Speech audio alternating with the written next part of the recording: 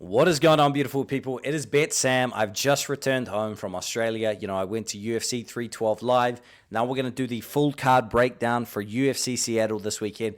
This card just keeps shifting, chopping, and changing, so it's kind of for the best that I've been taking a little while to get this video out because there have been bouts added, there have been bouts chopped up, pieced back, put together, but here we are. We have a full fight card ready to rock and roll, and I'm ready to break down every single fight and give you the best picks and predictions from New Zealand and, hey, shit, maybe even the world. Let's go. We got Modestas Bukauskas versus Rafael Secura. Modestas Bukauskas, $1.32 here. He is coming off of that win over Marcin Prachnio, where he looked sloppy, he got wobbled, but he got the job done. Against Rafael Secura here, now, Secura made his UFC debut against Ibo Aslan and looked like a fucking punching bag. We're going to run through the stats here. It says that he is absorbing 32.94 strikes, significant strikes per minute, which is just not the truth. I mean, he had one fight, and that's sort of the sample extrapolated from that, and it looks terrible. That's not really how the fights are going to go down here. Against Modestas Bukauskas, initially I thought, holy shit, this line's wide. Modestas Bukauskas minus 310 makes no sense here. Modestas finds ways to lose fights. Ultimately, I'm going to boil this down to the fact that I just watched a video of Rafael Secura fighting in what looked like a mall against a bloated up, middleweight at best, maybe even welterweight, some fat dude. This guy's a can crusher. He's dangerous, and when he obviously hits hard, 6'3", big guy, giant Brazilian. He could find a finish here on Modestas Bukauskas, but I'm going to trust in the fact that this is a certified UFC fighter in Bukauskas who has fought his way back from injury. He's clawed his way back from defeat. You know that he wants this life, and he's willing to do whatever it takes, and he's only 30 years old. I think that he should be able to get past Secura here. So I'm picking Modestas Bukauskas here to win this fight by KO. However, I think for the official bet and prediction, it's probably going to be Modestas Bukauskas inside the distance, or just this fight not to go the distance. I'll take a look at those props, and we'll see what I cook up in the official betting guide. Moving on to the next one, we have Nursultan Ruziboev taking on Eric McConico. Eric McConico looking like a baby bird there with absolutely no neck. It's an odd picture, but it is what it is.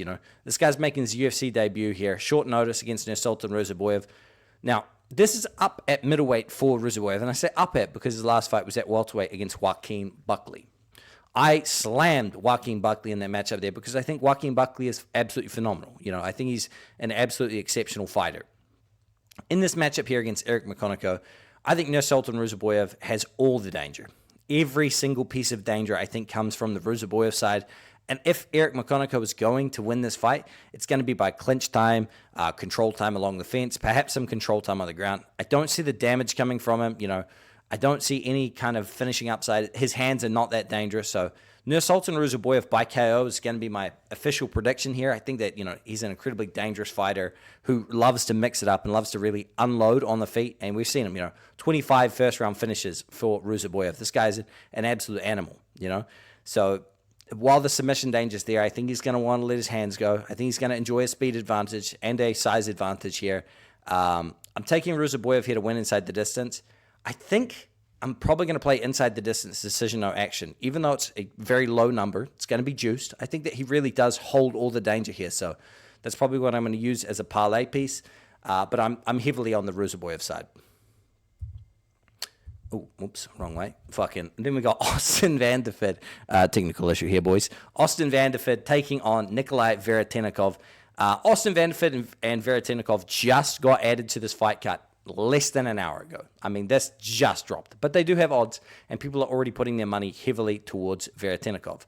I think, honestly, I just made this slide. I think the number's already changed, and Veretennikov's down to $1.54. So that kind of gives you an impression as to where people are putting their money. And I think that has a lot to do with the fact that Veretennikov was supposed to fight Billy Goff. He was scheduled to fight Billy Goff. That fight got moved. So he's probably already been in camp. Now he's here to take on Austin Vanderford.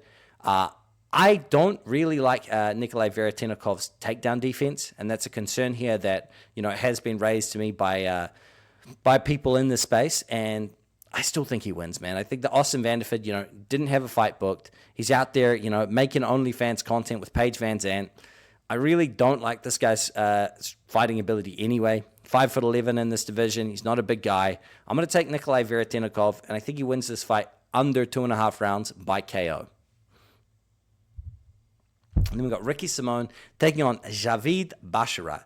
Guys, Ricky Simone is a guy that I used to be high on. I really used to like watching Ricky Simone fight. Ultimately, though, he just keeps letting me down. I can't keep picking Ricky Simone fight after fight. And he's fighting a Basharat brother here who are incredibly technical guys. They don't really expose themselves. So I think Ricky Simone finding a finish here is probably not going to be likely. So then it comes down to decision equity. And Javid Basharat, clean striker, also has takedowns of his own. He's got good defense. He's got good accuracy of takedowns.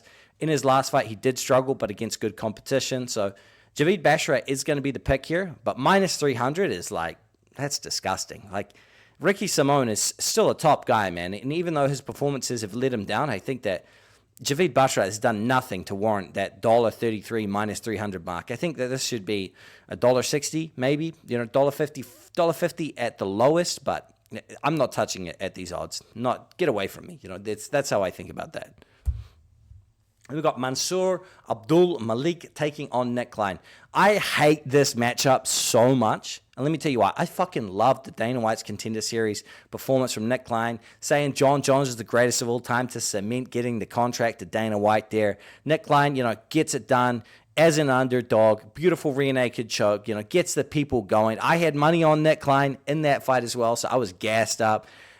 Then they give him Mansour Abdul-Malik. I'm like, brother, cut this man a break. I know there's no easy fights in the UFC, but there are easier fights than Mansour Abdul-Malik. This guy is a hammer, 27 years old, 6'2", 79-inch reach. You can just tell this guy's a fucking specimen. I mean, he is huge and, almost a 10-1 favorite here. Sounds absolutely absurd when you say it like that, but I wouldn't want to fight this guy, and I don't want Klein fighting him. That's because I think he gets smoked here. I think Mansour Abdul-Malik is going to be powerful enough to be able to stop almost all of Klein's advances. And on the feet here, I think Mansour Abdul-Malik fights a little longer. He's more comfortable. I think he finds the knockout probably in the first 3 minutes of this fight. The first round finish for Mansour Abdul-Malik, I think, is minus 200. Seems about right. I think I'm going to take Mansour Abdul-Malik even at minus money by KO because that's how I see it going. I think he knocks Klein out here. It's unfortunate. I really wanted to see Klein succeed in the UFC. I don't think this is a matchup where he's going to have a lot of success, though. Then we got Andre Touchy Fili taking on Costa, Milky Cock. Andre Fili here he's a very good fighter. He's been in the UFC for 10 years.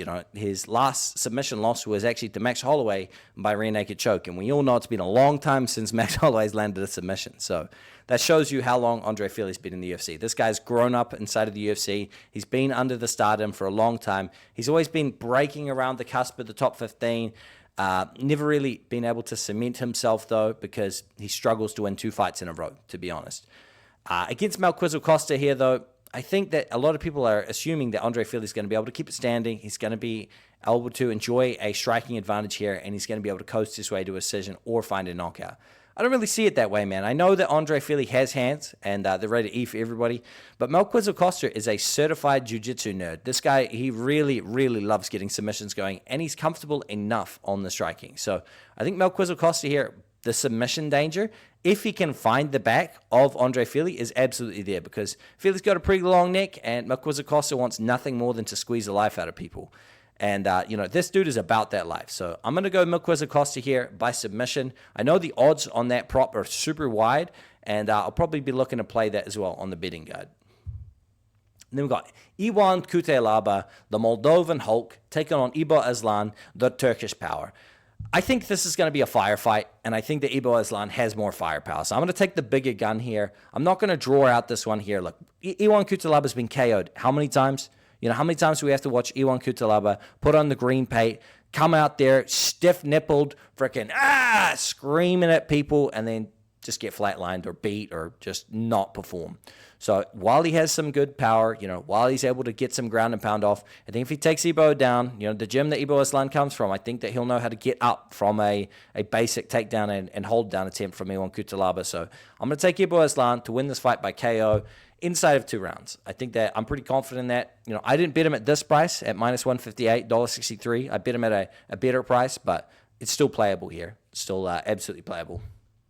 And then we've got Alonzo Menifield taking on Julius Walker. on paper here, Alonzo Menifield should smoke Julius Walker. You know, all the UFC experience that he's got, the age that he's been, fighting. He's been fighting for a long time. He's got the wrestling upside. He's an athlete at the highest level, not just in the UFC. And he uses his athleticism. He's been able to showcase that inside the UFC. He's got submissions and KOs, so we know that he's got a diverse level of attack.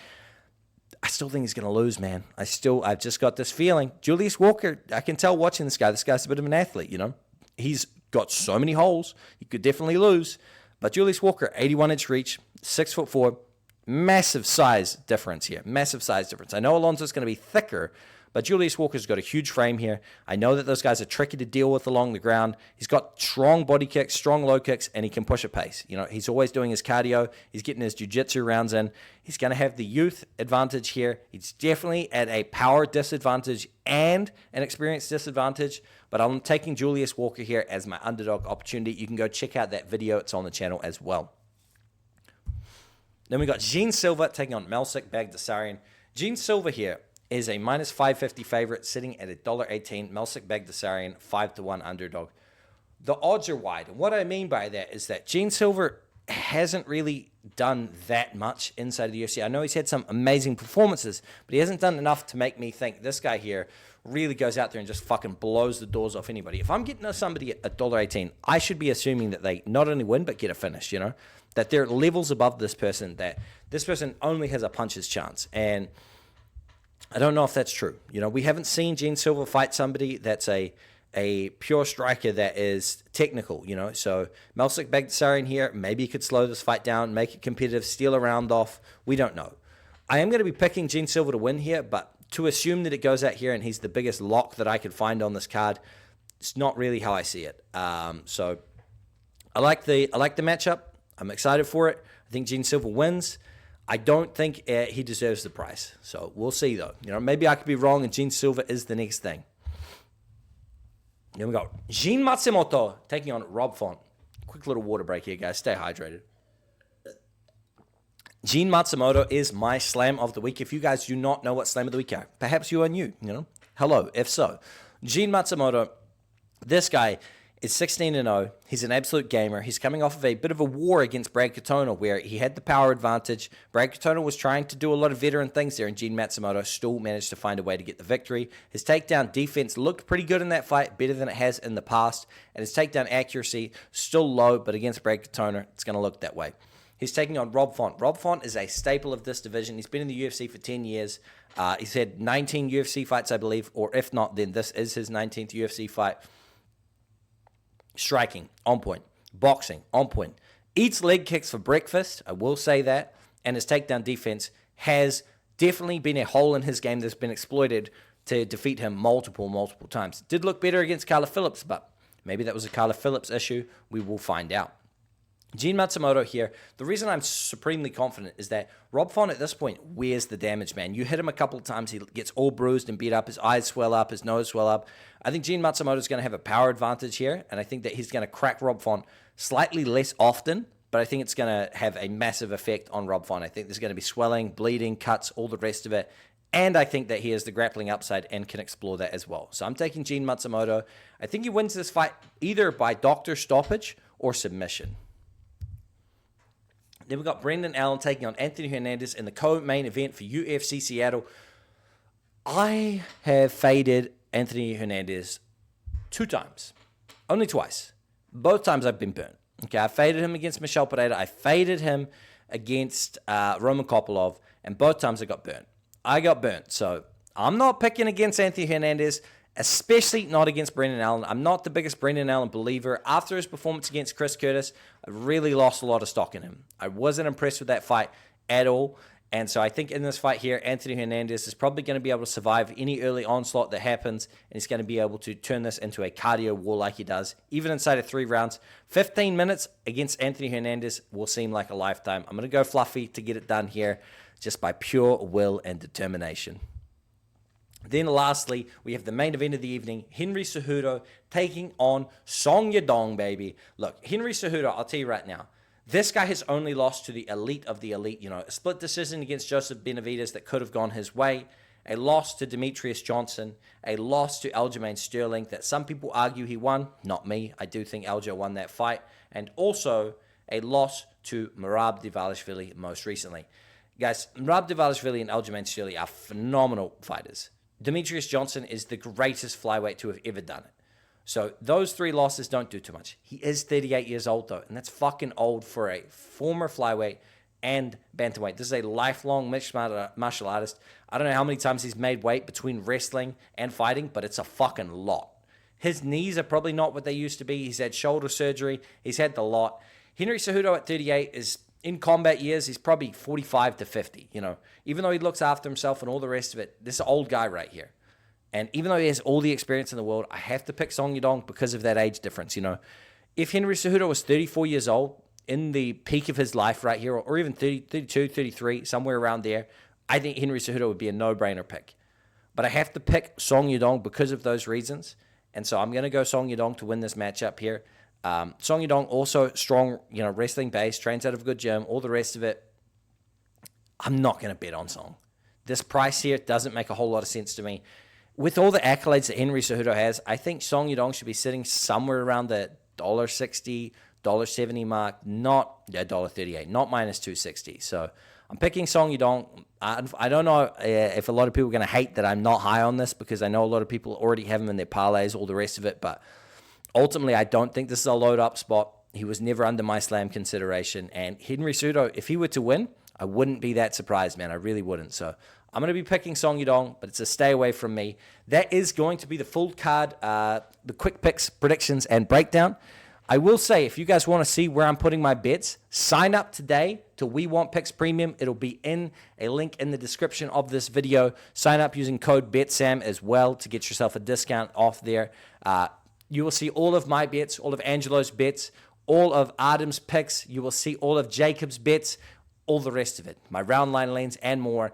It is unbelievable value. Only $10 a month, guys. Only $10 freaking dollars a month. That's $2.50 an event. We all spend more than that in the McDonald's drive-thru. I will see you in the We Want Picks Premium Lounge. I will see you there, and we'll all make some money together. It's going to be beautiful. Take it easy, guys.